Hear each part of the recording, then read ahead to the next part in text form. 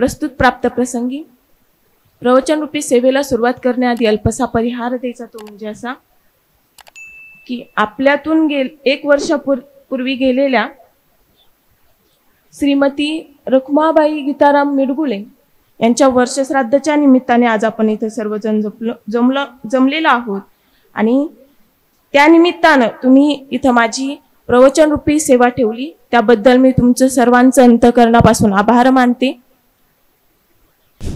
प्रस्तुत प्राप्त प्रसंगी प्रवचन रूपी सेवेला श्लोक निवडला तो म्हणजे ज्ञानेश्वरी आणि श्लोकामधून आपल्याला विवेचन केलं। काय केलं? वासंसी जीर्णानि यथा विहाय नवानि गृह्णाति नरोपराणि तथा शरीरानि विहाय जीर्णा नन्यानि सय्याति नवानि देहि। काय सांगितलं? जीर्ण झालेलं वस्त्र काढून टाकून नवीन परिधान करावं, तसंच जुना झालेला देह टाकून देऊन नवीन देहात आपण प्रवेश करतो। कोण करतं? आपण करतो। आपण म्हणजे कोण? तर जीवात्मा प्रवेश करतो। कशामध्ये? तर देहामध्ये। आत्मा करत नाही तर कोण करतं? जीवात्मा करतो। आणि तो आत्मा, तो जीवात्मा नेमकं काय आहे, कोण आहे हे जाणून घेतलं पाहिजे। काय केलं पाहिजे? जाणून घेतलं पाहिजे। तसंच ह्या आजी आपल्यामधून आपल्याला सोडून गेलेल्या आहेत, त्यांनी मनुष्य देह टाकून देऊन दुसऱ्या देहामध्ये आज ठीक 12 वाजता त्या प्रवेश करणार आहेत। त्यांचा आज ठीक 12 वाजता पाप पुण्याचा हिशोब केला जाईल आणि त्यांना स्वर्गाची प्राप्ती होईल की वैकुंठाची प्राप्ती होईल। आज त्यांना ते हे पुण्य, इथं केलेलं पुण्य, अन्नदान ज्ञानदानाचं पुण्य, अन्नदानाचं पुण्य आज ठीक त्यांना 12 वाजता तिथं मिळणार आहे। वर्षश्राद्ध का केलं जातं? सगळ्यात पहिल्यांदा वर्षश्राद्ध का केलं जातं माहिती आहे? का केलं जातं? शेजारच्याने केलं म्हणून आपण केलं, दुसऱ्याने खूप मोठं केलं म्हणून आपण केलं, बरोबर? अहो ताई, आमच्या इथं शेजारी ना इतकं मोठं वर्षश्राद्ध केलं म्हणून आम्हाला करायचं, त्याच्यापेक्षाही आमचं भारी झालं पाहिजे म्हणून आम्हाला करायचं। त्यासाठी वर्षश्राद्ध केलं जातं का? नाही। ऐका, शास्त्रामध्ये सांगितलं जातं पंडुराजा पांडवांचे पिताश्री पंडुराजा इहलोकीचा प्रवास संपून परलोकीच्या प्रवासासाठी निघतात आणि तिथं गेल्याच्या नंतर ना पाप पुण्याचा हिशोब केला जातो। योगायोगाने पुण्य जास्त भरतं आणि स्वर्गाच्या गाडीत बसून देतात। परंतु एवढंच पुण्य शिल्लक होतं, स्वर्गाच्या दारापर्यंत पोहोचतील। स्वर्गाच्या दारापर्यंत तर पोहोचले, आता तिथून पुढचा प्रवास कसा करायचा? पुढे तर जाता येईना, पुण्य तर तिथपर्यंतच होतं। कुठपर्यंत?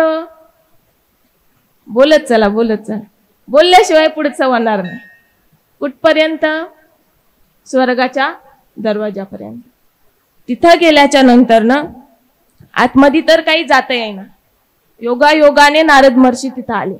तिथं आल्याच्या नंतर ना नारद महर्षी म्हटले, पांडवांचे पिताश्री ना तुम्ही, पंडुराजांना तुम्ही इथं काय करताय? त्यावेळेसला पंडुराजांनी सांगितलं, परलोकीचा प्रवास संपून इहलोकीच्या प्रवासासाठी आलो, एवढंच पुण्य शिल्लक होतं की स्वर्गाच्या दारापर्यंत येऊन पोचलो। तुम्ही माझं एक काम करा। आलायच ना, नारद महर्षींना पंडुराजा म्हणले, तुम्ही एक काम करा, माझ्या मुलांना जाऊन म्हणजे पांडवांना जाऊन सांगा काय की मी स्वर्गाच्या दारापर्यंत येऊन थांबलोय, पुढचा प्रवास मला काही करता येईना, जेवढं जमेल तेवढं पुण्य माझ्या नावाने करा, जेवढं दान जमेल तेवढं दान माझ्या नावाने तुम्ही करा।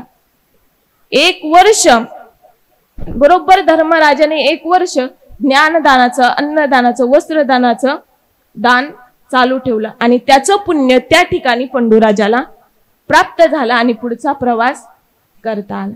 तसंच आज हे जे काही तुम्ही ज्ञानदान ठेवलंय, अन्नदान ठेवलंय, याचं काही 10-5% त्या मातोश्रींना जाईल, परंतु बाकीचा राहिलेला कार्यक्रम कोणासाठी आहे? आपल्यासाठी। म्हणजे मी जे काही ज्ञान तुम्हाला देईन ते ज्ञान तुम्ही जर सेवन केलं तर त्यांना त्या ठिकाणी पुण्य प्राप्त होईल। मग आपल्याला हा एवढा भारी मनुष्य देह दिलाय, बरोबर ना? देवाने आपल्याला एवढा भारी मनुष्य देह दिलाय, परंतु हा देह नेमका आपल्याला दिला कशासाठी? खाणं पिणं सोनं एवढ्यासाठीच दिलंय का? नाही. तर दिला कशासाठी? देवे दिला देह भजन गोमटन तो या झाला फाटा बाधिकेचा. देवाच्या भक्तीसाठी हा देह दिला, देवाच्या भजनासाठी देह दिला, बरोबर ना? कशासाठी दिला? भजनासाठी दिला का भोजनासाठी दिला? नाही, भजनासाठी दिला. आपण वापरला का भजनासाठी? नाही वापरला. मग जर देवाची भक्ती करायची असेल तर त्याच्यासाठी आधी काय करावं लागतं? काय करावं लागतं? पवित्र अशी तुळशीची माळ गळ्यामध्ये घालावी लागते. तुम्ही म्हणताल महाराज माळच का गरजेची आहे? प्रश्न पडलाच असेल, बरोबर ना? ज्याला दात नाही त्याला खडा लागत नाही, म्हणजे ज्याला बुद्धी नाही त्याला प्रश्न पडत नाही. तसंच माळ का घालायची प्रश्न पडला, बरोबर? का घालायची मला सांगा. व्यवहार सांगते, व्यवहार बरोबर.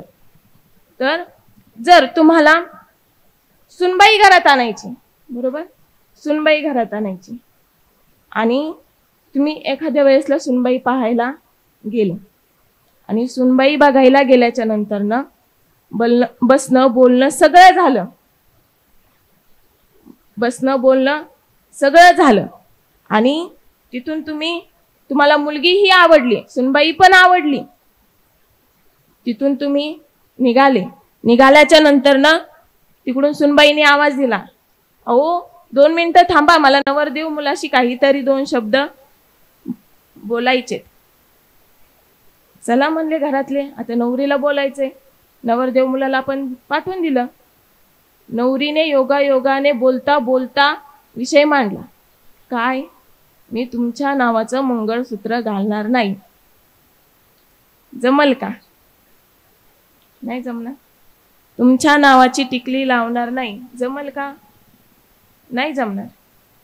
का बरं? अहो तिला 50-60 पगार आहे, 50-60 हजार रुपये, दिसायला पण 1 नंबर आहे. जमल? नाही जमू शकत. व्यवहारात आपल्याला मंगळसूत्राची बायको चलत नाही, सुनबाई चलत नाही. दादा तुम्हाला जमल का बिना मंगळसूत्राची बायको? नाही म्हणते, नाही जमणार. कितीही पैसा असू द्या तरी पण जमणार नाही. तसंच व्यवहारामध्ये जर आपल्याला बिना मंगळसूत्राची बिना टिकलीची जर बायको चलत नसेल, सुनबाई जर चलत नसेल, तर भक्तीमध्ये परमार्थामध्ये माझ्या भगवंताला बिना माळाचा भक्त चालेल? नाही चालू शकत. मग त्यासाठी काय? तर पवित्र अशी तुळशीची माळ घालणं गरजेचं आहे. जर माळ घातली तरच आपल्याला तो भगवंत परमात्मा भेटेल, त्या भगवंताची आवड लागेल. आणि जर त्या भगवंताची जर आवड लागली तर वैष्णवांच्या वरती नितांत प्रेम करता येईल, वैष्णवांच्या वरती नितांत प्रेम होईल. आणि अशी जर भक्ती केली तर ती भक्ती माझ्या भगवंताला आवडेल. व्यवहार सांगते, हे पहा, जर आपण इकडं महिला मंडळी जर घरात स्वयंपाक करायचा आहे, स्वयंपाक हा बायकोला आवडेल असा झाला पाहिजे का नवऱ्याला आवडेल असा झाला पाहिजे? नवऱ्याला आवडेल असा, बरोबर ना? सगळ्यात महत्वाचं काय? त्यांना काय आवडतं. जर त्यांना वांग्याची भाजी आवडते दररोज आपण बेसन आटून दिलं, जमल का? नाही जमू शकत. का? तर व्यवहारामध्ये पत्नीला काय आवडतंय हे महत्वाचं नाही, पतीला काय आवडतं हे महत्वाचं. तसंच परमार्थामध्ये भगवंताला काय आवडतं हे महत्वाचं आहे, भक्ताला काय आवडतंय हे नाही. आपण भक्ती कशी करतो? आपल्याला आवडेल अशी करतो ना. आणि आपल्याला कसं आवडतं? आपल्या गळ्यात नाही माळ, आपण दररोज जातोय मंदिरात, देवा 4-10 रुपयाचा नारळ घेतो, देवा माझी एवढी इच्छा पूर्ण कर, मला नातू होऊ दे, माझ्या पोराचं लग्न होऊ दे. देवा ऐकल? नाही ऐकू शकत. का? तर आपण देवाला आवडेल असं नाही राहत, आपण आपल्याला आवडेल असं राहतो. मग देवाला नेमका आवडतं तरी काय? ऐका, साधू संत सांगतात. मी स्वतः हरिभक्त परायण मंजिरीताई महाराज शिंगोटे सांगत नाही, सांगतोय कोण? साधू संत सांगतात. काय सांगतात? आवडे देवासी ऐका तो प्रकार, नामाचा उच्चार रात्रंदिवस, तुळसी माळ गळा गोपी चंदन टिळा आणि हृदयी कळवळा वैष्णवांचा. काय सांगितलं? देवाला भक्ती कशी आवडते? आवडे देवासी ऐका तो प्रकार, आणि नामाचा उच्चार रात्रंदिवस. त्या भगवंताचं नामस्मरण केलेलं त्याला आवडतं. पुढं काय सांगितलं? तुळशी माळ गळा, गोपी चंदन टिळा, आणि हृदयी कळवळा वैष्णवांचा. गळ्यात पवित्र अशी तुळशीची माळ घातलेली आवडते, कपाळाला गोपीचंदन टिळा लावलेला आवडतो, आणि वैष्णवांच्या वरती नितांत प्रेम केलेलं आवडतं. हे कोणाला आवडतं? भगवंताला आवडतं. पण आपण तशी भक्ती करतो का हो? नाही. आपण कशी करतो? आपल्याला आवडेल अशी करतो. आता समजा तुम्ही माळही घातली, भगवंताला आवडते म्हणून आपण माळही घातली, कपाळाला गंधही लावला, परंतु नुसती माळ घालून उपयोगच नाही. त्याच्यासाठी जीवनामध्ये सद्गुरू येणं सुद्धा गरजेचं आहे. नुसतं माळ घालून उपयोग नाही. सद्गुरू केल्याच्या नंतर ना सद्गुरू आपल्याला गुह्य नाम असतं. ज्ञान गुड गम्य ज्ञानदेवा लाधले, निवृत्तीने दिधले माझ्या हाती. ऐकलं का? काय सांगितलं? ज्ञान गुड गम्य ज्ञानदेवा लाधले, निवृत्तीने दिधले माझ्या हाती. म्हणजे ज्ञानोबारायांनी सुद्धा सद्गुरू केलं, बरोबर ना? आणि जे काही गुड गम्य जे नाम आहे ते त्यांना भेटलं. कधी? सद्गुरू केल्याच्या नंतर ना. मग सद्गुरू ही जीवनात येणं महत्वाचं आहे. आणि सद्गुरू जीवनात आलेही पाहिजे, परंतु कसे सद्गुरू आले पाहिजे? त्यांच्याकडे 3 गोष्टी असल्या पाहिजे. कोणत्या?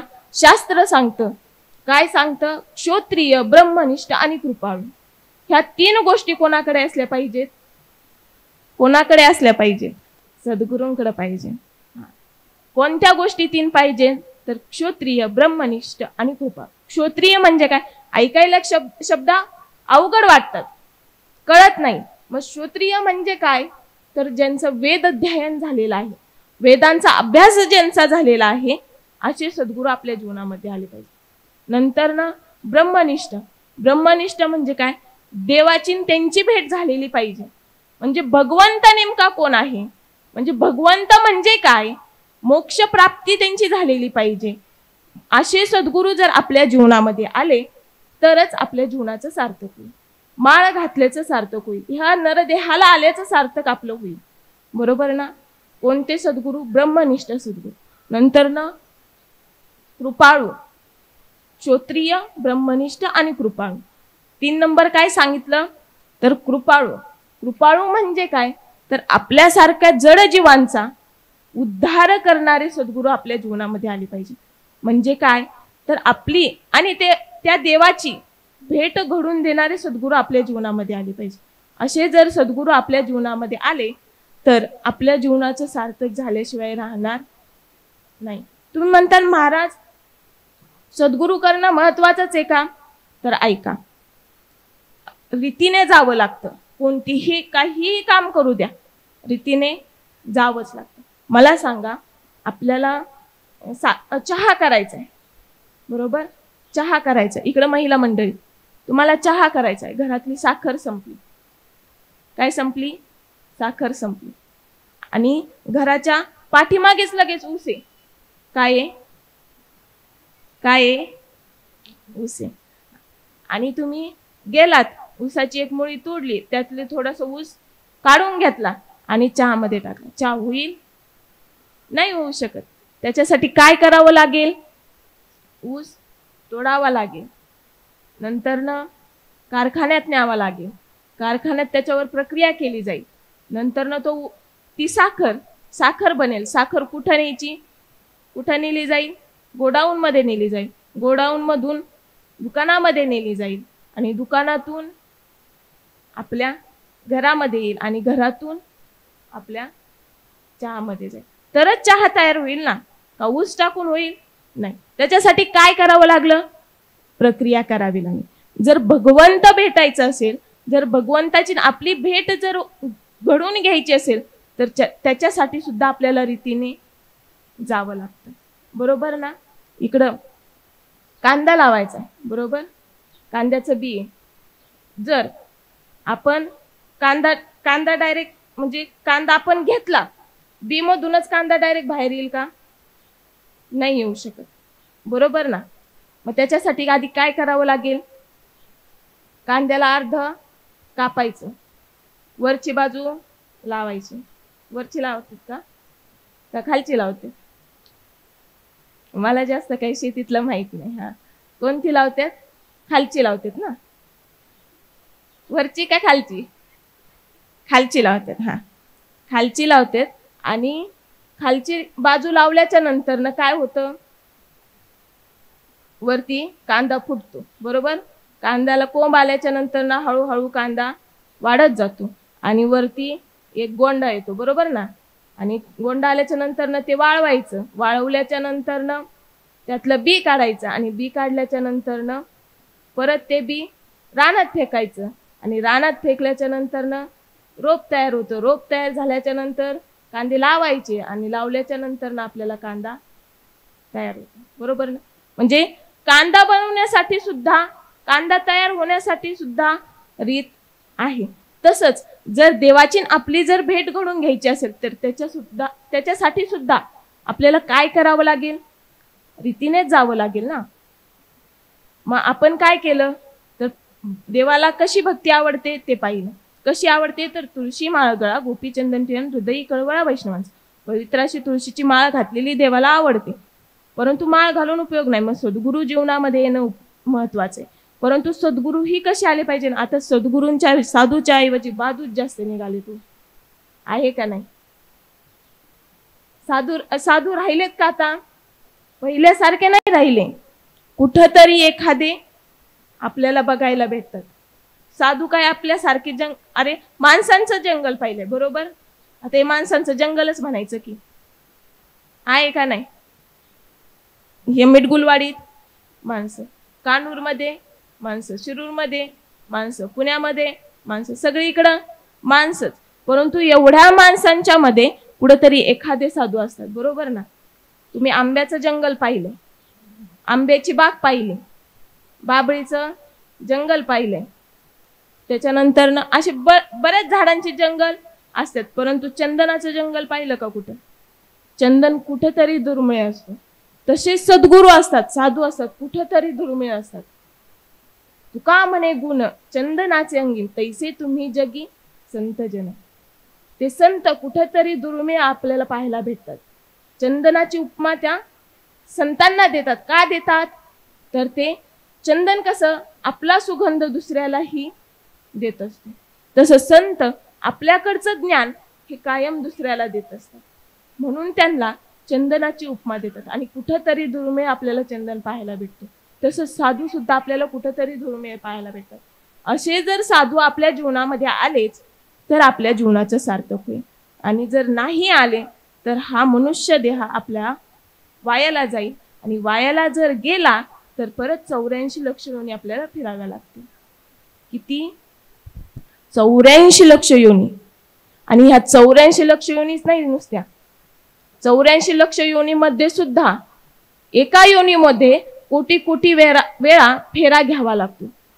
एक एक योनी कोटी कोटी फेरा आणि मग लागे वारा मनुष्य देहाचा. म्हणजे एका योनीमध्ये कोटी कोटी वेळा फेरा घ्यावा लागतो तर आपण ह्या मनुष्य देहाला परत येतो. कधी? एक कोटी कोटी वेळा फेरा घ्यावा लागतो. बघा आता तुम्हाला फेरा चुकवायचा आहे काय घ्यायचा आहे? जर चुकवायचा असेल तर पवित्र अशी माळ घातली पाहिजे, सद्गुरू केले पाहिजे, त्यांच्यावरती ही नितांत प्रेम केलं पाहिजे. नुसतं सद्गुरू करून उपयोग नाही, त्यांच्यावरती विश्वास तेवढा ठेवला पाहिजे, संबंध तेवढा ठेवला पाहिजे आणि समर्पण तेवढं केलं पाहिजे. किती विश्वास ठेवला पाहिजे? एखाद्या बायकोचा एखाद्या नवऱ्यावरती किती विश्वास असतो? किती विश्वास?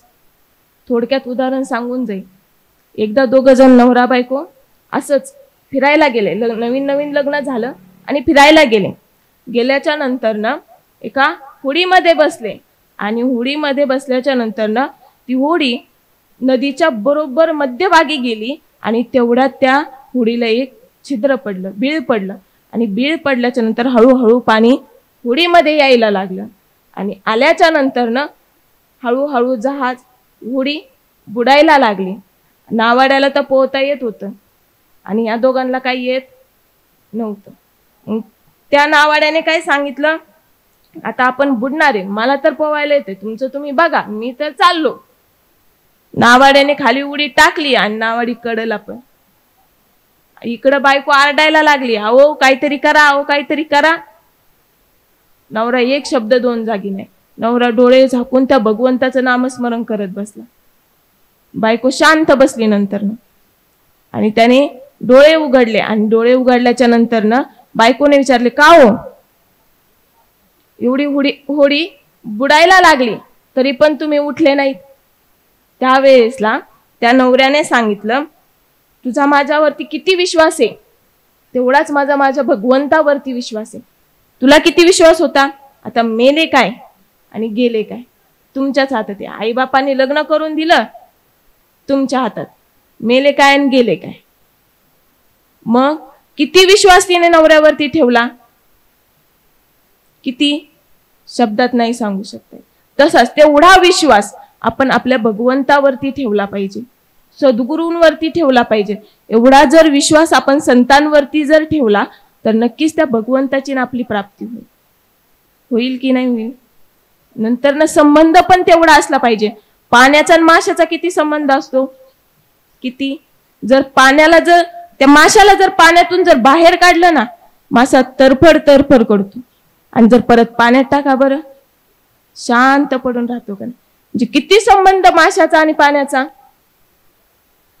मासा पाण्याशिवाय राहूच शकत नाही, तसा संबंध आपला आणि संतांचा असला पाहिजे. नंतर विश्वास, किती विश्वास. पाचोळा असतो ना, पाचोळा आपल्या झाडांची पानं, ते वाऱ्यावरती किती विश्वास असतो. जिकडं जाईन तिकडं, जिकडं नेईन तिकडं जात, बरोबर ना. पाचोळा जातो का नाही तिकडं, वारा जिकडं घेऊन जाईन तिकडं पाचोळा जातो. तसा आपला विश्वास आपल्या सद्गुरूंवरती असला पाहिजे. तुम्ही जो मार्ग सांगताल तो मार्ग योग्य, तुम्ही ज्या मार्गाने मला नेताल तो मार्ग योग्य, असा जर मार्ग आपण जर स्वीकारला तर नक्कीच त्या भगवंताची प्राप्ती झाल्याशिवाय राहील का हो? होईलच ना. मग आपल्या 84 लक्ष योनी संपतील का नाही. परंतु तेवढा जर विश्वास आपण नाही ठेवला तर आपल्याला 84 लक्ष योनी फिराव्याच लागणार आहेत. किती? 84 लक्ष योनी. एवढ्या योनी फिरून आपल्याला मनुष्य देह भेटलाय. मग ह्या मनुष्य देह भेटलाय ना, तर याचं सार्थक करून घ्या. आपल्याला भगवंताने एवढा भारी देह दिलाय, कशासाठी दिलाय? नुसता खायला आणि प्यायला आणि झोपायला एवढ्यासाठी दिलाय का? नाही, त्या भगवंताच्या प्राप्तीसाठी दिलाय. औट हात का मानव देह अल्लाहने तुझे दिया, खाया पिया सुख से सोया नहात जमाना खोया. काय सांगितलं? औट हात का मानव देह अल्लाहने तुझे दिया. म्हणजे त्या भगवंताने तुमच्यासाठी हा हात दिलंय, पाय दिलेत, एवढं मुख दिलंय, सगळं काही दिलंय जागच्या जागेवरती. मग कशासाठी दिलंय? खाना पिया सुख से सोया नहात जमाना खोया. खाल्लं पिल्लं आणि जीवन संपून गेलं, एवढ्यासाठी दिला का? नाही, तर कशासाठी दिला? भगवंताच्या प्राप्तीसाठी दिला. आणि जर त्याच्यासाठी नाही वापरला तर काय होईल? पुनरूपी जननम पुनरूपी मरणम पुनरूपी जननी जठरे शयनम. पुन्हा जन्म, पुन्हा मरण, पुन्हा जन्म, पुन्हा मरण, अशा 84 लक्ष योनी आपल्याला भोगाव्या लागतील. आणि नुसते 84 लक्ष योनी भोगणं पण सोपं नाही. किती अवघड आहे. थोडक्यात सांगून जाईल. शास्त्रामध्ये आलेला दृष्टांत आहे. अंधळा मनुष्य असतो एक. कोण? अंधळा मनुष्य असतो आणि त्याला जायचं असतं गावाच्या बाहेर. जुन्या काळची गावं कसं असायची? पूर्ण कडनी वेस असायची आणि त्या वेसेला एकच दरवाजा. गावाच्या बाहेर जायचं म्हणलं की एकच दरवाजा. होता का नव्हता? आता इथं जुन्या काळातली माणसं आहेत, तुम्हाला माहिती असेल कसं होतं. दरवाजा, गावाच्या बाहेर जायचं म्हणलं की एकच दरवाजा. तसं त्याला गावाच्या बाहेर जायचं होतं आणि बाहेर जाण्यासाठी काय होतं? एकच दरवाजा होता. परंतु तो अंधाळा असल्यामुळे त्याला गावाच्या बाहेर काही जाता येईना. त्याने एका मनुष्याला जाऊन विचारलं, दादा मला गावाच्या बाहेर जायचंय, मी कसं जाऊ? मला तर दिसत नाही. मग त्यावेळेसला त्या दादांनी सांगितलं की ह्या गावाला एकच दरवाजा आहे. जर गावातून जर बाहेर पडायचं असेल तर ह्या गावाला एकच दरवाजा आहे आणि त्या दरवाजातून तुम्ही बाहेर जाऊ शकता. आणि म्हणजे जर दरवाजातून आपल्याला वारं लागलं की तुम्ही समजून जायचं की मला इथून बाहेर जायचंय. आणि ह्या गावाला पूर्ण काय आहे? कडनी भिंत आहे आणि एकच दरवाजा आहे. तुम्ही काय करा, या भिंतीला हात लावा आणि हात लावत लावत लावत पुढे चला आणि जिथं भिंत संपल तिथून तुम्ही बाहेर जा.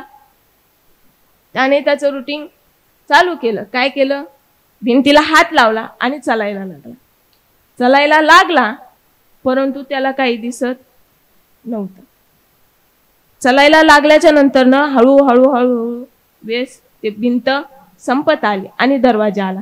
दरवाजा आला परंतु त्याच्या आतून वारं यायला लागलं. वारं यायला लागल्याच्या नंतर ना त्याचा अंग खाजवायला लागलं, म्हणजे त्याला खरूज होती आणि त्याचा अंग खाजवायला लागलं आणि खाजवता खाजवता तो दरवाजा निघून गेला आणि परत पुढं वारं थांबलं, खाजवायचं पण थांबलं आणि परत काय झालं, भिंतीला हात लागला, परत येडा मारायला लागला आणि एवढे येडा मारता मारता त्याला काय थोड्या यातना सहन कराव्या लागल्या असतील का? दिसत नव्हतं खाली काय माहिती का? काहीच नाही. कधी कधी का मलमूत्रांच्या नारांमध्ये त्याला जायला लागलं, पायाला काटे सुद्धा टोचले. किती यातना सहन कराव्या लागल्या, दगडही टोचले, किती यातना सहन कराव्या लागल्या.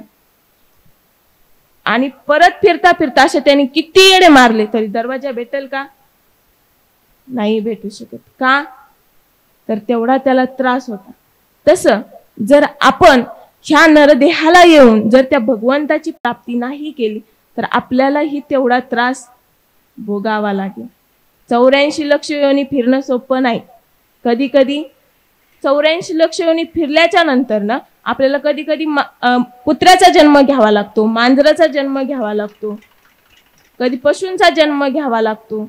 कोणताही, आता समजा कुत्र्याचा जन्म आला, एखादी सात्विक बाई असेल तर टाकते अर्धी एखादी भाकर, नसेल तर बेलनं फेकून आणायला सुद्धा कमी पडत नाही. आहे का नाही आहे? मग जर आपल्याला 84 लक्ष योनी जर चुकवायच्या असतील तर त्याच्यासाठी काय करावं लागेल? सद्गुरूंना शरण जावं लागेल. आणि जर सद्गुरूंना जर शरण गेलो तर त्या भगवंताची प्राप्ती आपल्याला करून देतील. कोण कोण करून देतं? कोण करून देतं? मागचे झोपले का काय? कोण करून देतं? मी काय पाकिस्तानवरून आले का राजस्थानवरून आले? तुम्हाला माझी भाषा समजत नाही का? मी एकटेच बडबड करते, नुसतेच तुम्ही माझ्या तोंडाकडे बघताय. कोण करून देतं भगवंताची प्राप्ती? संत करून देतात, सद्गुरू करून देतात. आणि ते आपल्याला त्या भगवंत नेमका राहतो कुठं, तो भगवंत नेमका आहे तरी कोण, ह्याची आपल्याला ओळख करून देतात. कोण देतं? सद्गुरू देतात. काय तर नेमका भगवंत परमात्मा नेमका आहे तरी कुठे? कुठे सांगितलं साधू संतांनी भगवंत? देव आहे, देव आहे हृदय मंदिरी शोधून पाहे. देव दुसरीकडे कुठे नाही, देव मंदिरात नाही, देव दुसरीकडे बाहेर कुठं नाही, देव आपल्यातच आहे. फक्त शोधता आला पाहिजे. हे मी सांगते का? नाही. कोण? साधू संत सांगतात देव आहे, देव आहे हृदय मंदिरी शोधून पाहे. आपल्याच हृदयामध्ये तो भगवंत परमात्मा आहे. तुम्ही म्हणता महाराज असं कसं म्हणता, मग देवळातला देव खोटा का? खोटा नाही आहे, पण कुठून गेला? आपल्यातूनच गेला. कसा गेला? ऐका. मूर्ती प्राण प्रतिष्ठा करता, ब्राह्मण काका बोलवता, ब्राह्मण काका काय करतात? पूजा विधी वगैरे करतात आणि केल्याच्या नंतर ना मूर्ती बसवल्याच्या नंतर ना एक हात आपल्या छातीवरती ठेवायला सांगतात आणि एक हात भगवंताच्या डोक्यावरती ठेवायला सांगतात की नाही? सांगतात ना? सांगतात. आणि मग असं केल्याच्या नंतर ना आपल्याला काय म्हणायला लावतात? मम आत्मन आणि मूर्ती प्राण प्रतिष्ठित. सांगितलं का नाही? म्हणजे आपल्यातला आत्मा त्या मूर्तीत प्रतिष्ठित हो. म्हणजे होता कुठं? इथून गेला कुठं? तिथं. म्हणजे होता आपल्यातच, परंतु आपल्याला शोधता आला नाही. आपली जागा चुकली. काय चुकली? शोधण्याची जागा चुकली, रीत चुकली. आहे कुठं? आपल्यातच. आणि आपली रीत चुकल्यामुळे आपल्याला काय झालं तर 84 लक्ष योनी फिराव्या लागल्या. आणि जर त्या चुकवायच्या असतील तर काय करावं लागेल? रीत बदलावी लागेल. त्यासाठी आतमधला देव आपल्याला शोधावा लागेल. आणि आतमधला जर भगवंत परमात्मा जर शोधला तर आपल्याला जीवनाचं सार्थक होईल, म्हणजे आपलं मोक्ष प्राप्ती होईल. बरोबर ना? का तर आपल्याला जर मोक्ष प्राप्ती करून घ्यायची असेल तर काय करावं लागेल, तर आतमधला देव शोधावा लागेल ना. तसा भेटेल का? नाही भेटू शकत. त्याच्यासाठी काय, तुम्ही देवळामध्ये कितीही देव शोधला, भेटेल का? नाही भेटू शकत. का तर आहे आपल्यातच. जसं ऊस आहे, ऊस, साखर कुठे आहे? ऊसातच. तुम्ही म्हणता महाराज तुम्ही सांगताय बरं का, देव हृदयामध्ये. कुठं? हृदयामध्ये. जाताला एखाद दिवशी डॉक्टरांकडे, डॉक्टर आमच्या इथं महाराज आले होते, महाराजांनी सांगितलं देव हृदयात राहतो म्हणे. मग एवढा हृदयातला देव काढून द्या बरं, देतील का? नाही देऊ शकत. का तर त्याच्यासाठी सद्गुरु रूपी डॉक्टर गरजेचे, आपले शारीरिक नाही. मग त्याच्यासाठी काय, तर रीतीने जावं लागेल. होता कुठं? आपल्यातच. तुम्ही म्हणाल महाराज आपल्यातच आहे, मग दिसत का नाही? दिसत का नाही? साखर आहे, बरोबर आहे कुठं? ऊसामध्ये. ऊसामध्येच आहे ना साखर, परंतु ती ऊसामध्ये साखर दिसते का? नाही. त्याच्यासाठी काय करावं लागेल? प्रक्रियेने जाऊन आपल्याला ती साखर काढावी लागेल. बरोबर ना? जशी ऊसात साखर तैसा देहात ईश्वर. आता समजा दूध आहे, लोणी काढायचं. आजीबाई लोणी काढता? इकडं लोणी काढता का? कसं काढता? दूध तापवायचं. तापवतेत ना? मी नाही कधी काढलेलं. दूध तापवायचं. तापवल्याच्या नंतर ना काय करायचं? बोलत चला, माझी भाषा तर मला समजत नाही का, नेमका काय प्रॉब्लेम मला तेच कळा ना. काय करायचं? दूध तापवल्याच्या नंतर ना विरजण घालायचं. विरजण घातल्याच्या नंतर काय करायचं? तुम्ही बोलत चला, नाही तर 11चं आहे ना आपल्याला 12 वाजतील बरं का. सांगा लवकर, पटपट पटपट. काय करायचं? तापवल्याच्या नंतर विरजण घालायचं. विरजण घातल्याच्या नंतर ना घुसळवायचं. बरोबर ना? घुसळतेतच ना. घुसळल्याच्या नंतर ना लोणी वर येतं. लोणी काढून घ्यायचं आणि लोणी तयार झालं. बरोबर ना? म्हणजे त्याच्यासाठी काय करावं लागलं? होतं कुठं? दुधातच. होतं दुधातच, पण काढण्यासाठी काय आधी प्रक्रिया करावी लागली. तसं देव आपल्यातच आहे, तो भगवंत परमात्मा आपल्यातच आहे, परंतु तो शोधण्यासाठी आपल्याला रीतीने जावं लागेल. कसं? रीतीने जर आपण गेलो तर तो भगवंत परमात्मा आपल्याला प्राप्त होईल. आणि जर भगवंत परमात्मा जर प्राप्त झालाच तर 84 लक्ष योनी आपल्या चुकतील. एवढा अनमोल किमतीचा देह आपल्याला भगवंताने दिलाय. बरोबर ना? कारण का अतिदुर्लभ गोष्टींमध्ये गणला जाणारा हा मनुष्य देह आहे. 3 गोष्टी अतिदुर्लभ सांगितल्या जातात. एक म्हणजे मनुष्यत्व, दुसरं म्हणजे मोक्षत्व आणि तिसरं म्हणजे महापुरुष संश्रेय. मनुष्यत्व म्हणजे काय? हा नरदेह, हा माणसाचा देह आपल्याला प्राप्त झालाय. देवाची भक्ती दुसऱ्या कोणत्याही जन्मात करता येते का? नाही. ज्यांच्यासाठी वस्त्र त्यांच्यासाठी शास्त्र. बरोबर ना? मग एवढा अनमोल किमतीचा अतिदुर्लभ गोष्टींमध्ये गणला जाणारा मनुष्य देह आपल्याला प्राप्त झालाय. किती अतिदुर्लभ! दुसऱ्या कोणत्याही गोष्टी आता मला सांगा, कुत्रा आहे, कुत्र्याला बोलता येतं? त्याची भाषा कळते? नाही. भगवंताची प्राप्ती करू शकतो? नाही करू शकत. मग हे सगळं कोण करू शकतं? मनुष्यच करू शकतो ना. म्हणून अतिदुर्लभ गोष्टींमध्ये मनुष्य देह सांगितला. देवाची प्राप्ती ही फक्त मनुष्य देहातच होते, म्हणून अतिदुर्लभ गोष्टींमध्ये मनुष्यत्व सांगितलं. दुसरं म्हणजे मुमुक्षुत्व. मुमुक्षुत्व म्हणजे काय? तर मोक्ष प्राप्ती. मोक्ष प्राप्ती म्हणजेच काय? तर देवाची प्राप्ती, म्हणजेच त्या भगवंताची प्राप्ती करून घेणं. आणि मुमुक्षुत्व ही का अतिदुर्लभ गोष्ट सांगितली? तर त्या भगवंताची प्राप्ती आपल्याला व्हावी ही इच्छा खूप थोड्या लोकांना असते, कोणाला तरी होते. तुम्हाला होती का नाही मला भगवंत प्राप्त व्हावा? कोणाकोणाला होती? समजा आपण तुमच्या वाडीमध्ये मी आल्याच्या नंतर ना तुम्हाला विचारलं, आजी तुम्हाला कशाची इच्छा आहे हो? प्रत्येकाला विचारलं मी, तुम्हाला कशाची इच्छा आहे? आजी म्हणल्या मला सुनबाई यायची इच्छा आहे, माझ्या पोराचं लग्न व्हावं अशी इच्छा आहे. इकडे आजोबांना विचारलं, आजोबा तुम्हाला कशाची इच्छा आहे? आजोबा म्हणले मला घर बांधायची इच्छा आहे. आजींना विचारलं, आजी तुम्हाला कशाची इच्छा आहे? आजी म्हणले मला नातू व्हायची इच्छा आहे. इकडं दादा तुम्हाला विचारलं, तुम्हाला कशाची इच्छा आहे? कशाचीच नाही. आतापर्यंत मोक्षाला जायला पाहिजे नव्हतं. विचारलं समजा तर दादा म्हणतील मला गाडी घ्यायची इच्छा आहे. नंतर ना कोणाला कशाची ना कशाची इच्छा आहेच. कोण म्हणाल मला सोनं करायची इच्छा आहे, कोण म्हणाल मला जीवनामध्ये काहीतरी सक्सेसफुल होण्याची इच्छा आहे, कोणाला कशाची ना कशाची इच्छा आहे, बरोबर. परंतु कोणाला असं आहे का मला देवाची प्राप्तीच व्हावी अशी इच्छा आहे का?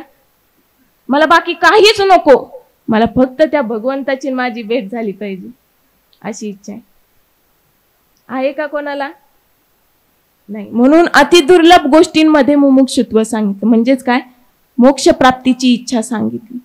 आणि तिसरं म्हणजे महापुरुष संश्रय, म्हणजेच काय तर संत भेट. संत भेट का दुर्लभ सांगितली? जसं चंदन मगाशी सांगितल्याप्रमाणे चंदन कसं दुर्मिळ आहे ना, कुठंतरी एखादं चंदन एखाद्या बाभळीच्या जंगलामध्ये, बाभळीचं जंगल असतं का कुराण असतं, बरोबर, जंगल कुराण काय असेल ते असं, त्याच्यामध्ये एखादं कुठंतरी आपल्याला चंदनाचं झाड पाहायला भेटतं. आंब्याची बाग असेल तर त्याच्यात कुठंतरी एखादं चंदन पाहायला भेटतं. लिंबाचं जंगल असेल तर त्याच्यामध्ये कुठंतरी आपल्याला एखादं चंदनाचं झाड पाहायला भेटतं. तसंच ह्या मनुष्याच्या जंगलामध्ये आपल्याला कुठंतरी एखादे साधू संत पाहायला भेटतात, बरोबर ना. म्हणून ह्या 3 गोष्टी आपल्याला अति दुर्लभ सांगितल्या. आणि जर ह्या 3 गोष्टी जर आपल्याला जर प्राप्त झाल्या, कोणत्या, मनुष्य देह तर भेटलायच, मोक्ष प्राप्तीची इच्छा झाली का? एवढं सांगून किती आता पाऊण तास, अर्धा पाऊण तास झालं मी सांगते तुम्हाला. मोक्ष प्राप्तीची जर इच्छा झाली तर संत भेट होणं गरजेचं आहे. आणि संत भेट जर झालं तर ह्या जीवनाचं सार्थक झाल्याशिवाय राहणार नाही. तुम्ही म्हणताल महाराज तुम्ही सांगताय एवढं गरजेचं आहे का? कुणी पाहिलाय स्वर्गन, कुणी पाहिलाय नरकन, कुणी पाहिलाय वैकुंठ? मग पाहिला नाही मग नाही का? आहे ना. पाकिस्तान पाहिलंय का? नाही. मग नाही का? आहे. तसंच मग स्वर्ग आहे का? आहेच, पण पाहिला नाही. पाकिस्तान पाहिलं नाही मग स्वर्ग पाहिलाय नाही का? मग नाही का? आहे. नाही असं नाही, ते आहे. ज्या ठिकाणी जे आहे ते आहेच. एवढं साधू संतांनी सांगितलंय म्हणल्यावरती नाही का? आहे. मग जर आपल्या जीवनाचं 84 लक्ष योनी जर सोडवायचे असते तर काय केलं पाहिजे? तर त्या भगवंताची प्राप्ती केली पाहिजे, त्या भगवंतावरती नितांत प्रेम केलं पाहिजे, भाव ठेवला पाहिजे. किती भाव? अर्जुनाने जेवढा भाव त्या भगवंतावरती ठेवला ना, तेवढा भाव आपला त्या भगवंतावरती असला पाहिजे. किती भाव ठेवला? किती? थोडक्यात सांगून जाईन. एक दिवस अर्जुन आणि भगवान श्रीकृष्ण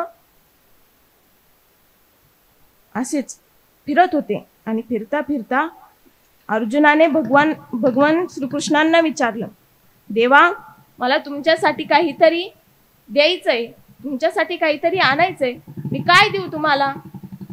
त्यावेळेसला भगवान श्रीकृष्ण विचार करू लागले, अरे अर्जुन आपल्याला काहीतरी म्हणतोय, आपण काहीतरी सांगितलं पाहिजे.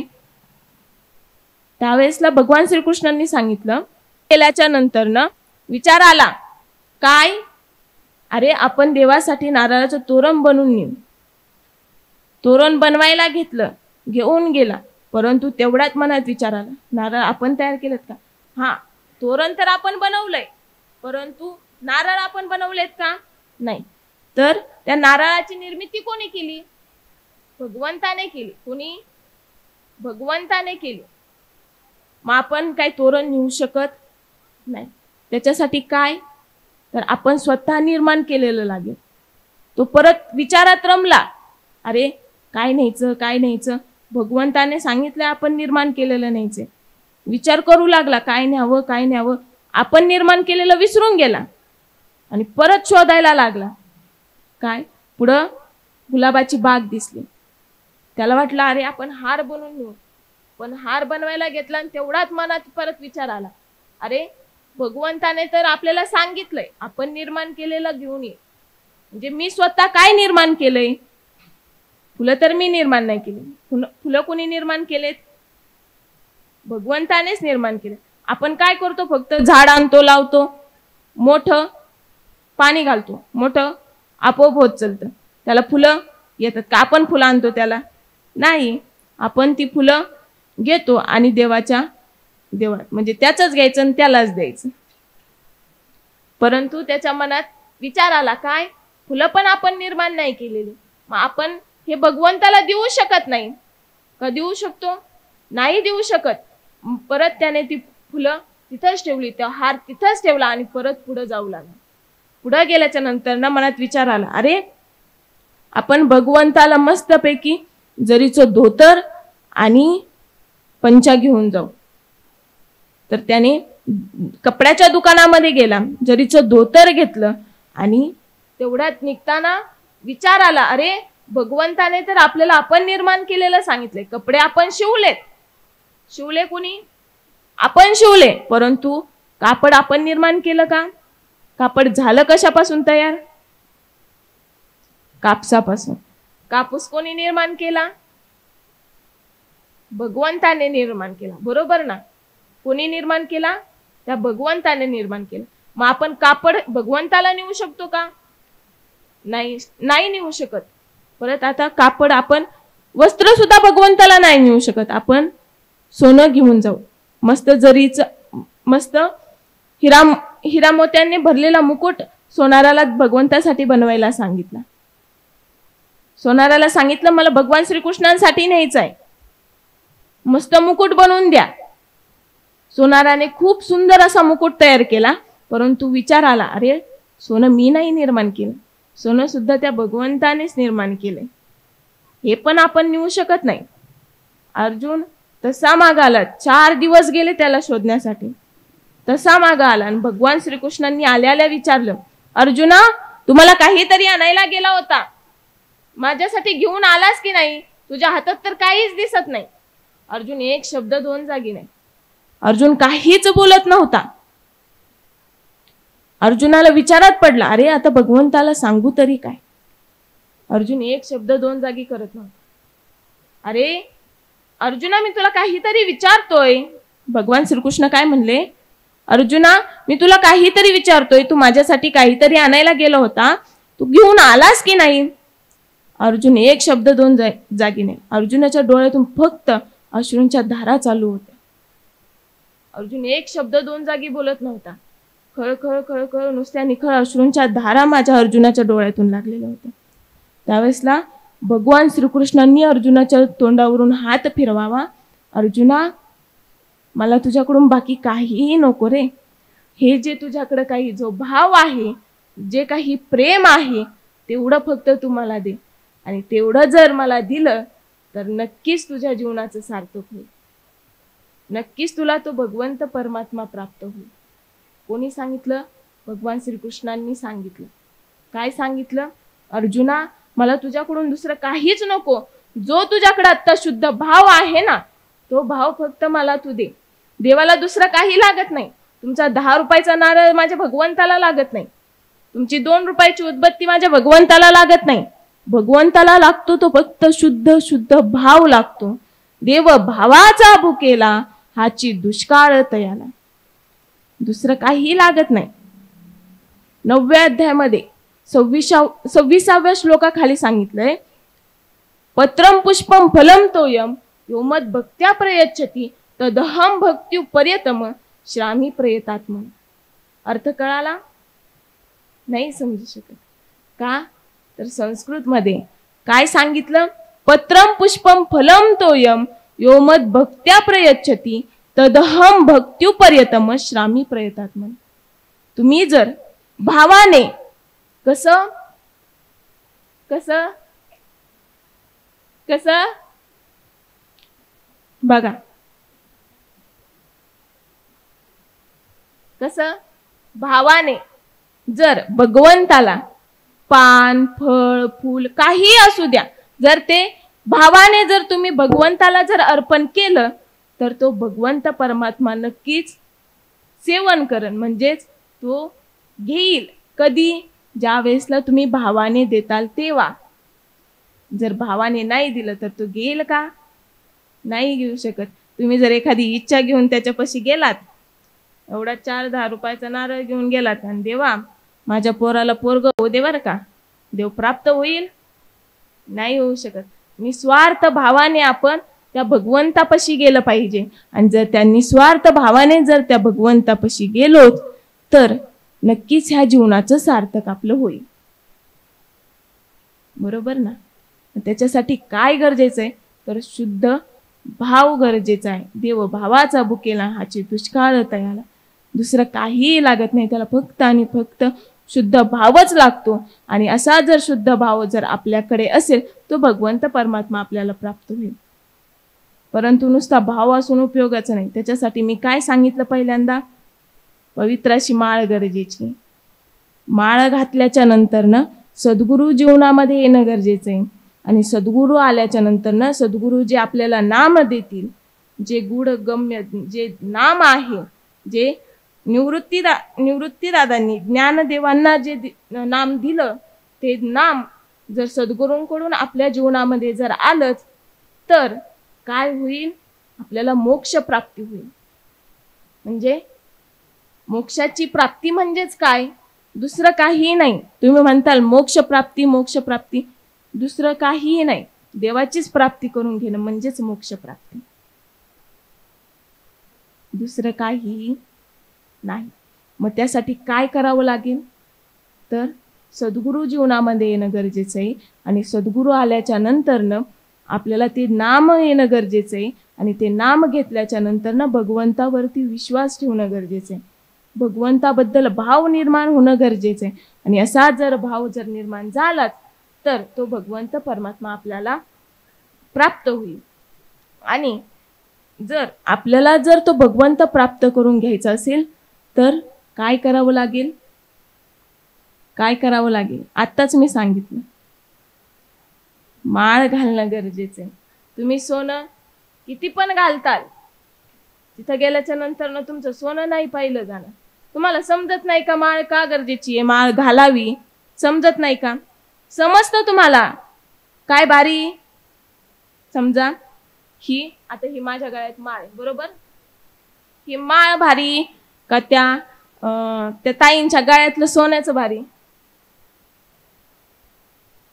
सोन्याचंच आहे ना? एकदा दाखवा तरी मला. असं कोणाचं सोनं नाणं बघितलं ना मला लय कस तरी होतं. काय भारी? इकडं माळ भारी का सोनं भारी? माळ भारी. माग दादा, माळ भारी का सोनं भारी? माळ भारी. इकडं माग माळ भारी का सोनं भारी? ऐकायला थोडं कमी येतंय, मोठ्याने. काय? माळ भारी. इकडं पुढं माळ भारी का सोनं भारी? ताई इकडं बघा माझ्याकडे, माळ भारी का सोनं भारी? माळ भारी. कळतंय तुम्हाला? कळत नाही असं नाही. काय भारी? माळ भारी. मग आपण असं करू, माझी माळ तुम्हाला देऊन तुमचं सोनं मला घेऊ. चालेल का? चालेल का? नाही ना. तुम्हाला समजत नाही का? समजतंय काय भारी? माळ भारी. पण समजून घेत नाही. तसं जर समजून घेतलं पाहिजे काय? माळ भारी. माळ घातली पाहिजे. जीवन एवढं भारी अनमोल किमतीचा देह आपल्याला देवाने दिलाय ना, मग तो वापरला पाहिजे. कशासाठी दिला? तर त्या भगवंताच्या प्राप्तीसाठी दिला. देवे दिला देह भजन गोमटान तो या झाला फाटा बाधिकेचा. त्याला फाटा निर्माण झाली. काय निर्माण झालंय? फाटा निर्माण झाली. म्हणून आपल्याला भगवंताची प्राप्ती होत नाही. फाटा कसा निर्माण झाला? तर बायको पोरं माझी, बायको माझी, पोरं माझी, घरदार माझं, सगळे माझे. पण खरं सांगा, आहे का कोणी कोणाचं? नाही. मग का गुळाच्या डेपेला मंगळाची काटला आणि बसलाय? सोडून द्यायला सांगणार नाही. काय सोडून द्यायला सांगणार नाही. माझे साधू सांगतात काय सांगतात? संसारी असावे असोनी नसावे आणि भजन करावे. संसारात राहून त्या भगवंताची प्राप्ती करा. मग वाटते ना करावी म्हणून करायची ना भगवंताची प्राप्ती करायची ना. एकदा प्रेमाने दोन्ही हात वर घ्या बरं, त्या भगवंताचं भजन करू. विठ्ठल माझा माझा माझा माझा माझा, विठ्ठल माझा मी विठ्ठलाचा. म्हणा.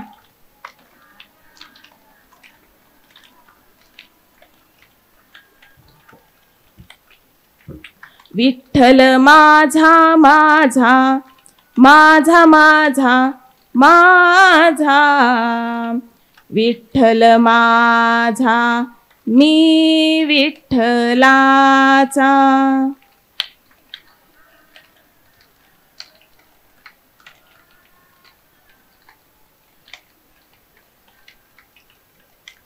केलं का नाही भजन? दोनदाच केलं, बरोबर ना? किती वेळा? दोनदाच. पण भारी वाटतं का नाही? वाटतं का नाही? मग जर दररोज केलं तर किती भारी वाटेल. आनंद प्राप्त होईल का नाही? आनंद दुसरीकडे तिसरीकडे कुठेच नाही. आनंद आपल्यातच आहे, परंतु तो शोधता आला पाहिजे. जास्त काही करायला सांगणार नाही. पवित्र अशी तुळशीची माळ घाला, कपाळाला गोपीचंदन टिळा लावा आणि सद्गुरूंवरती नितांत प्रेम करा आणि आई वडिलांची सेवा करा. का? तर तुम्ही जर एखाद्या वेळेसला भगवंताची जर भक्ती नाही केली तरी चालेल, परंतु आई वडिलांची सेवा करा. का? तर पुंडलिकाने विठ्ठलाला उभं केलं. युगेनुगे 28 युग त्या भगवंताला विटेवरती उभं केलं. कोणी केलं? पुंडलिकाने केलं. कसं केलं? आई वडिलांची सेवा करूनच केलं ना. आपणही त्या आई वडिलांची सेवा केली पाहिजे. किती सेवा केली पाहिजे? त्यांना जास्त काही अपेक्षा नसते हो आपल्याकडून. फक्त तुम्ही 2 टायमिंगचं जर त्यांना विचारलं ना, आई, आजी, आई, बाबा तुम्ही गोळ्या घेतल्या का? तुम्ही जेवण केलं का? एवढं जरी त्यांना जर विचारलं ना तुम्ही, तरी त्यांना खूप आनंद असतो. त्यांना तुमच्याकडून दुसरी काही अपेक्षा नसते. तुम्ही त्यांना काही सोनं नेऊन द्यावं, तुम्ही त्यांना काही घेऊन द्यावं अशी इच्छा त्यांना नसते. त्यांना फक्त एवढीच इच्छा असते की आपल्या बाळाने दररोज आपल्याला विचारावं, काय आई तू जेवलीस का? आई तू गोळ्या घेतल्यास का? ज्यांच्या जीवनातून आई गेले ना, त्यांना आईचं महत्व कळतं. ज्याला हात नाही ना त्याला विचारा हाताची किंमत काय, ज्याला पाय नाही ना त्याला विचारा पायाची किंमत काय, आणि ज्याला आई नाही ना त्याला विचारा आईची किंमत काय. एक असं छोटंसं गाव होतं आणि त्या गावामध्ये छोटं कुटुंब राहत होतं. कुटुंब राहिल्याच्या नंतर ना एक आई, वडील आणि एक मुलगी असं त्यांचं कुटुंब होतं. योगायोगाने मुलगी मोठी झाली. मोठी झाल्याच्या नंतर ना मुलीला बाहेर गावी शाळेला पाठवण्याचं ठरवलं. तर मुलगी तर बाहेर गावी जाणार. आईचं अंतकरण भरून आलं. आपली मुलगी आपल्याला सोडून थोड्या दिवसासाठी बाहेर जाणार. बाबा आईची समजूत घालायची, अगं येईल आपली दीदी आपल्याकडे परत, तू कशाला रडतेस, तू कशाला काळजी करतेस, येईल थोड्या दिवसांनी आपल्याकडं. परंतु त्या आईचं अंतकरण होतं, त्या मुलीला नव्हतं दाखवून देत. मुलगी जाणार म्हणून आईने पुरणपोळींचा स्वयंपाक केला आणि त्या मुलीला खाऊ घातला आणि 2 जण आई वडील त्या मुलीला सोडवण्यासाठी गेले. आणि सोडवायला गेल्याच्या नंतर न त्या मुलीला सोडवलं. मुलीला सांगितलं, बाळा तुला आम्ही बाहेर ठेवतोय, चांगला अभ्यास कर बर का, चांगली मोठी हो बर का, पहिला नंबर मिळव बर का. आणि खूप हालाकीतून दिवस काढलेले होते त्या मुलीने. मुलीला आई वडिलांची काळजी होती. मुलीने इतका अभ्यास केला की तिचा त्या शाळेमध्ये पहिला नंबर आला. आणि योगायोगाने येताना त्यांच्या आई वडिलांचा ते घरी परत आले नाही. येताना ॲक्सिडेंट झाला आणि ॲक्सिडेंटमध्ये आई आणि बाबा दोघेही गेले. बरोबर त्या मुलीला कोणीच काहीच सांगितलं नाही. का तर मुलीवरती अभ्यासावरती परिणाम होईल म्हणून त्या मुलीला काहीच माहित नव्हतं. आपल्याला आई वडील राहिले नाहीत, आपली आई या जगामध्ये राहिलेली नाही, त्या मुलीला माहित नव्हतं. नंतर ना 1 वर्षाने त्या मुलीचा त्या शाळेमध्ये पहिला नंबर आला. आणि पहिला नंबर आल्याच्या नंतर ना मुलगी खूप आनंदित होती. एका हातामध्ये प्रमाणपत्र होतं, एका हातामध्ये बक्षीस होतं. ती मुलगी इतकी आनंदात होती, आता माझ्या आई वडिलांना खूप आनंद होईल, माझा पहिला नंबर आला. आईने सांगितलं होतं मला पहिला नंबर मिळव, मी पहिला नंबर मिळवलाय. माझ्या आईला खूप आनंद झाला असेल. मी गेल्या आईला आधी दाखवणार, आई तुम्हाला सांगितलं होतं ना मी पहिला नंबर मिळवलाय. मुलगी 1 वर्षाने बरोबर घरी आली आणि मुलगी येणार म्हणून आत्या, मावशी, काका, काकी सगळेजण आलेले होते. आणि एवढे जण आलेले पाहून मुलीला आनंद वाटला. मावशीने ताट घेतला हातामध्ये, मुलीला ओवळलं आणि ओवळल्याच्या नंतर ना मुलगी विचारू लागली, आल्या आल्या आपण आधी कोणाला शोधतो घरामध्ये? आईला आणि वडिलांना. मुलीने विचारलं माझी आई कुठे आहे, माझे बाबा कुठे आहेत? त्यावेळेसला कोणीच काहीच बोलत नव्हतं. मुलगी म्हणली, अरे सांगा ना मला कोणीतरी, मला माझ्या आईने सांगितलं होतं की पहिला नंबर मिळव बर का, पहिला नंबर घे बर का. त्यावेळेसला त्या मुलीने सांगितलं. ती मुलगी शोधू लागली, कोणीच काहीच बोलत नव्हतं. तुळशीच्या ओट्यावरती बसलेली आजी तिच्यापाशी गेली, आजी तू तरी सांगा ग माझी आई कुठे? आजी पण काहीच बोलत नव्हती. मुलगी घरामध्ये गेली, आता माझी आई मला घरामध्ये तरी भेटेल. परंतु मुलीला आई घरामध्ये सुद्धा भेटली नाही. किचन मध्ये गेली, किचन मध्ये तरी भेटेल, माझ्यासाठी काहीतरी करत असेल बर का, म्हणूनच माझी आई माझ्यासाठी बाहेर आली नाही, नक्की मला किचन मध्ये भेटेल ह्या अपेक्षेने ती मुलगी त्या किचन मध्ये गेली. आणि किचन मध्ये गेल्याच्या नंतर ना तिथंही तिची आई दिसली नाही. नंतर ना आजी त्या नातीपाशी गेली, नातीला सांगितलं, बाळा तुझी आई तुला मंदिरामध्ये आपल्या देवघरामध्ये पाहायला भेटेल. ती मुलगी पळत पळत देवघरामध्ये गेली आणि गेल्याच्या नंतर ना तिथं पाहायला भेटली आई, परंतु भेटला तो म्हणजे फक्त आईचा फोटो, आई भेटली नाही. जे बक्षीस होतं, जे प्रमाणपत्र होतं ते तसंच खाली पडलं आणि मुलगी डाळ मोकळून रडायला लागली. काय वेदना त्या मुलीच्या अंतःकरणामध्ये झाल्या असतील. काही कालावधी गेला, जे ते जिकडे तिकडे गेले, सगळे जण जिकडे तिकडे गेले. आणि गेल्याच्या नंतर न काही दिवसांनी मकर संक्रांतीचा सण आला. आणि मकर संक्रांतीच्या सणाच्या वेळेसला पुरणपोळी करणारी आई घरामध्ये नव्हती, स्वयंपाक करणारी आई घरामध्ये नव्हती, खेळायला जा म्हणून म्हणणारी आई घरामध्ये नव्हती. ती मुलगी घराच्या बाहेर येऊन बसली. आजूबाजूला सगळीकडे मुलांचा कलकलाट चालला होता. घरामध्ये प्रत्येकाची आई स्वयंपाक करत होती, परंतु हिची आई काही तिला स्वयंपाक करताना दिसली नाही.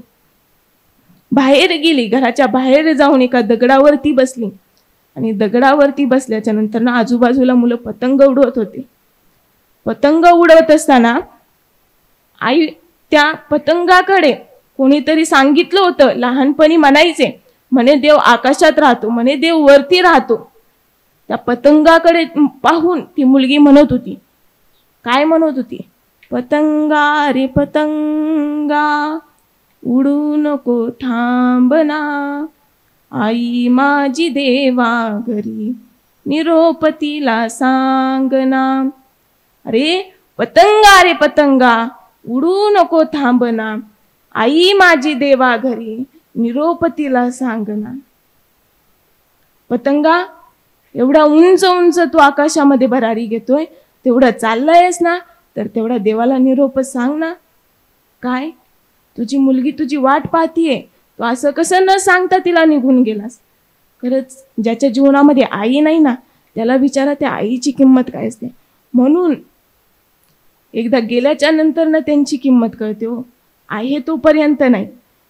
जर खरंच जर वाटत असेल ना, तर त्या आईवरती नितांत प्रेम करायला शिका. जर आई वडिलांवरती जर प्रेम केलंच, तर तो भगवंत परमात्मा सहज आपल्याला प्राप्त होईल. आणि जर तो भगवंत परमात्मा जर प्राप्त झालाच, तर त्या जीवनाचं सार्थक होईल. जाता जाता जास्त काही सांगणार नाही, फक्त पवित्र अशी तुळशीची माळ घाला, सद्गुरू करा आणि त्या भगवंताची प्राप्ती करून घ्या. आणि हा नरदेह भेटलायच ना, मग 84 लक्ष योनीचा फेरा आपला चुकला पाहिजे ना. का कोणाला वाटते 84 लक्ष योनी आपल्याला भेटाव्यात? एवढं सांगितल्याच्या नंतर ना सुद्धा वाटत असेल 84 लक्ष योनी फिरायच्यात का? कोणाला वाटते 84 लक्ष योनी फिराव्यात? कोणालाच नाही.